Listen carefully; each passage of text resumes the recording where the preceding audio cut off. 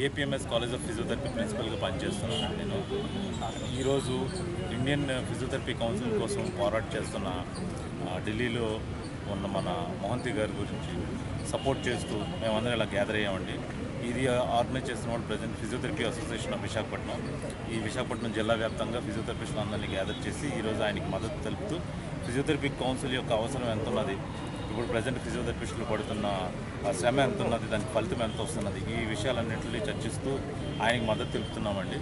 Actually ఇప్పుడు college నుంచి students every year ప్రతి బ్యాచ్కి ఒక 50 మంది రిలీజ్ అవుతున్నారు. ఇది ఎన్టీఆర్ యూనివర్సిటీ ఆధ్వర్యంలో జరుగుతున్న ఒక కోర్స్ అండి. 1999 మా కాలేజ్ అయితే రన్ అవుతుంది. ఆల్మోస్ట్ ఒక 20 ఇయర్స్ అవుతుందండి. ఇప్పటికి ఎన్ని బ్యాచెస్ ఇచ్చుంటాయో మీకే లెక్క కట్టాలి. ఒక ప్రభుత్వ ఉద్యోగాలు అన్నీ తీయట్లేదు.